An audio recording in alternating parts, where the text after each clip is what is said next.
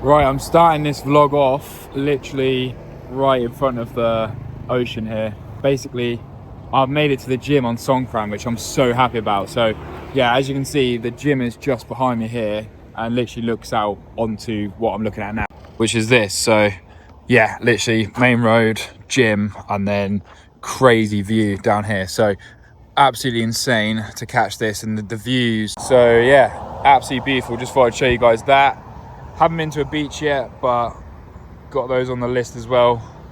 But today being Songkran, it's just wanted to get out and experience that. So yeah, I'm absolutely drenched at the moment. You probably can't see, but literally people with buckets of water, hose pipes, water guns, people in the back of trucks, just getting everyone soaked, and it is actually quite fun. But definitely so happy that I managed to find a gym, because as I said, I didn't want to take a rest day just after taking one 2 days ago, because I feel ready to go. So got legs today. To be honest, this gym does not look great for training legs. It's just a case of they don't have much leg equipment, but they do have a what looks like nice new Smith machine and some nice accessory pieces of equipment. So although it's not going to be stacked with different equipment, it does have the basics. So hopefully if they work well, we'll get a great pump in. But yeah, I've had 2 chicken burgers today, the ones that I showed you in yesterday's vlog.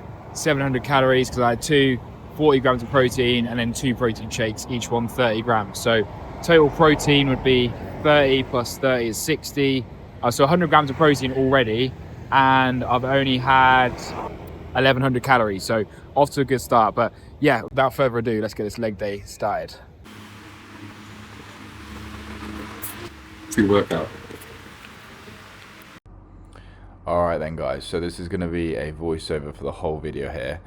Basically, I can't actually remember exactly what clips you would have seen before this footage here, but there should have been a few clips from Songkran itself, which was really fun, and the only thing that was a bit of a letdown was that all of the gyms were closed, which I can completely understand, as it's literally a holiday here in Thailand. But for me, it was just a bit unfortunate, because it meant that the only gym I could literally find on the whole island was this one place, which actually was pretty cool in the end. I wouldn't have gone back there, and ultimately it was pretty expensive. I think it was about 300 baht, which compared to the other gyms that I've been going to, 60, 70, 100, 150 baht, it was quite a lot. So starting on this machine here, you can see the leg extension I'm doing, and just a really terrible range of motion. Every time my leg's coming down, you can see I'm basically hitting the bottom of the machine on the weight stack, and my leg is pretty much resting there. But there's no other way around that. It's such a small range of motion that I can't really even stop shy of the bottom of the machine. I did try on the warm-up sets, but what I found was that I prefer to just actually re-rack the weight at the bottom and just let that tension off, and then do another repetition and just really try and be controlled and slow with the tempo. So not the best exercise, but it was a good start to the leg day. So some of these sets I'll play in a standard speed, and other ones I'll speed up, but overall you get the gist. It was just a high volume start to the leg day, and this is how I'll pretty much start all of my quad focus leg sessions. So I'll do either a leg extension double leg, or I may do a single leg, and typically I'll go for at least 3 sets, but it can be anywhere up to 5. So yeah, that's what's worked for me well to warm up my knees, and then move on to usually some form of a heavier press. So that doesn't have to be straight afterwards. For example, here I'm doing hamstring curls, and then you'll see later on that I move on to a heavy form of press, which is more of a compound movement. But I would say more often than not, I'll do the hamstring work after the form of press. So it just depends, and I can't remember, this gym in particular wasn't actually that busy at all. So yeah, it was quite nice. I think I got here at around maybe midnight. It could have even been a bit later. It was definitely a late session, and that was pretty much just because I knew that none of the other gyms were open anyway, and this one being 24 hours, it just didn't matter what time I actually went there. So if you guys are in Koh Samui and you're looking for a 24-hour gym indefinitely, whether that be just to train for a prolonged period of time because you like to do your training at night time, which I completely relate to that myself, or maybe you just want the freedom to be able to get a day pass, etc., then yeah, this gym is slipped my mind right now, but I'll put the name in the description, just like all of my videos that you guys will see from when I started traveling through Thailand. I'll put every gym in the description, so if you want any more details about anything in particular, if you've got any questions, then feel free to drop them in the comments and I'll reply as best I can. And I do still have a very good memory of pretty much every single gym that I went to, and I can probably recite almost every single machine that is in each one of those respectively, because obviously just pay so much attention to exercise choice myself, and when I'm recording as well, that does help jog my memory, because a lot of these I'll watch them and then edit them and then, you know, watch them again, and it just does reinforce a lot of these equipment manufacturers and exercise choices that I've chosen throughout the last couple of weeks, and honestly last couple of months at this point. So little post accessory leg check here, you can see the veins are popping a little bit from those leg extensions, and then I've got a little bit of blood in the legs and the hamstrings, and this is quite a good time to actually check the leg pump, because my legs are still lean, they are full of blood, but they're not absolutely pumped to the brim, and I hadn't had a huge amount of carbs before the session itself. I would have had probably like 70 to 80% of my calories, but I would have still kept the meal for after the gym, that's for sure. And at this point in time, I am on very low calories from what you are seeing in this footage here. When I'm doing the voiceover, this is a little bit in the past, so I'm more talking about what you're actually seeing, because that's kind of more relatable for you as a viewer. But the exercise that you're going to see next is one which honestly I did enjoy, and it's this machine here, which I've seen a few different names: leverage squat, pendulum squat, I think V squat, it depends which way you face as well. But either way, it was a good machine for the range of motion, but the weight just wasn't quite heavy enough, and I did actually have to search for quite a while to find these weights and actually get some which were appropriate.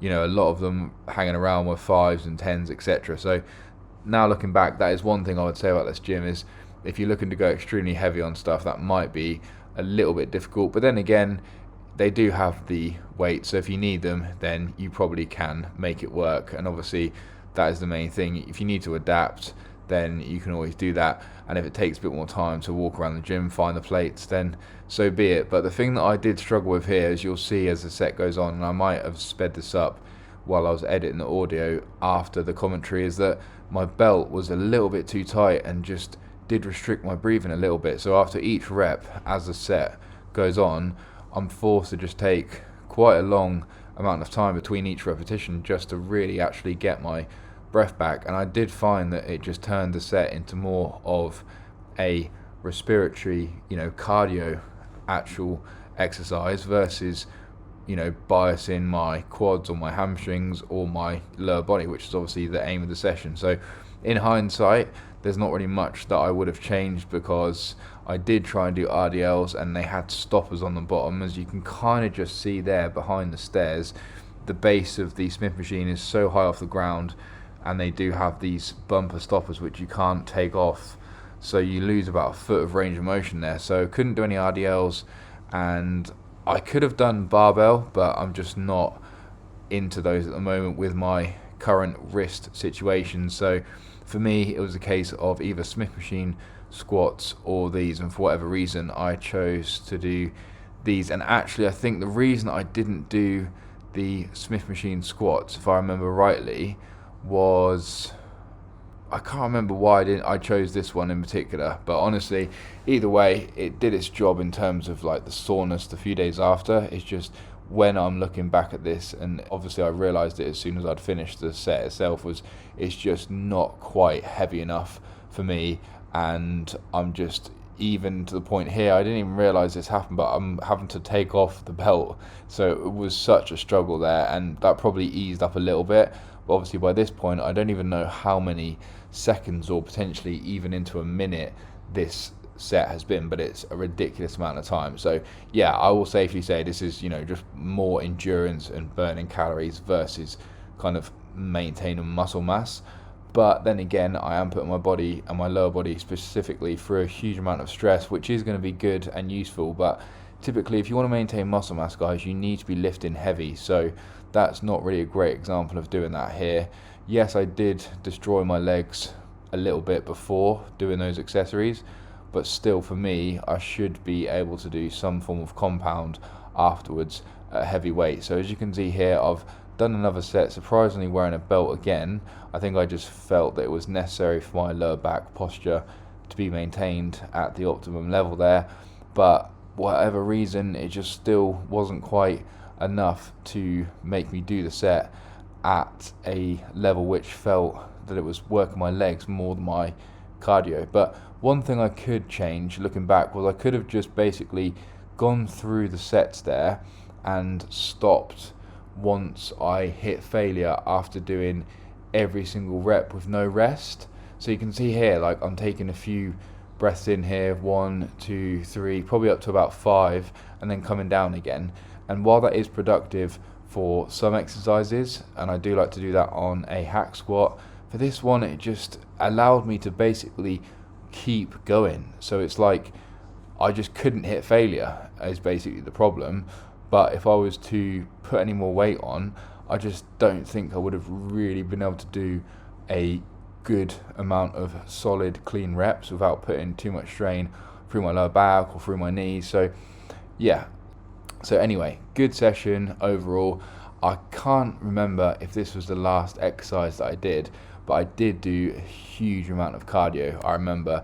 And for this session in particular, if I remember rightly, it was the treadmill. Yeah, so treadmill, incline walk, and nothing special about that. I often just alternate my cardio systems, so I'll do a recumbent seated bike a lot of the time because that just allows me the most freedom to go on my iPad, either play some Clash of Clans or watch some Netflix, watch some HBO Max, or if I'm feeling productive or I need to actually do something, I'll reply to my clients, I'll write them a training program, I'll make their weekly check-in adjustments to the training plans, input their weights, their reps, etc., give feedback, do voice notes. So I find it very productive on the recumbent bike, but also sometimes an incline walk on a treadmill is just as fine, and it is good to have that as one in your arsenal because ultimately most places will have a treadmill. You know, if you go on a holiday, if you go to a hotel gym, or if you go to a commercial gym, they're usually all going to have a treadmill unless it's out of order. So yeah, definitely would advise you guys, if you are doing your cardio, start setting yourselves a weekly goal, whether that be calories or minutes, because that's something which really helped me on this dieting phase. So for me, I was setting the goal as daily, but that's because I was literally training like 7 days a week and having a rest day every 14 days usually, sometimes every 3 weeks. But that is like, you know, a very, very, very high level of training volume and intensity.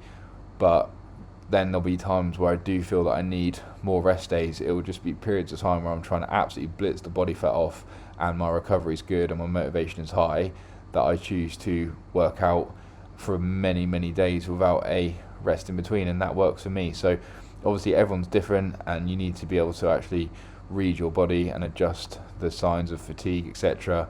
And I think I have become better at that as I've coached more and more people over the years. But definitely it can be good to be realistic with yourself and say, you know, do I actually need a rest day today? Because most people probably don't need a rest day and they take too many. But then there will be those outliers that do actually need to take a rest day every once in a while, especially if you are hitting plateaus or getting injured. So yeah, body fat is coming off every single session, as you guys can see if you've been watching for a while. Here is a very, very good example of how extremely flat my upper body is. So you can see like my arms, my shoulders, they are just absolutely flat. There's no pump in them at all, and that's because all of the pump is in my lower body. So yes, there are still cuts and veins, etc., but that is just purely because of a lack of body fat. Whereas if you look at the videos, either the ones that have just been previously, such as the back day, or perhaps one that's going to come tomorrow, which will be chest and shoulders. Those are completely different, and all of the carbohydrates and water and blood, etc., will be in my upper body. But I will say that it's a very good and easy time to practice posing. For example, here I do a few back poses, and because my back isn't pumped, it feels very flexible, feels very open, feels very easy to stretch and manipulate into those poses.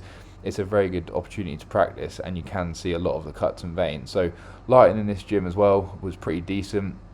As you saw at the start of the video there, I did grab a coffee, so that was pretty cool, because you can kind of get a little bit of a pre-workout snack, or if you want to do some editing or whatever, there is a little table at the end that you can sit at, which is quite nice.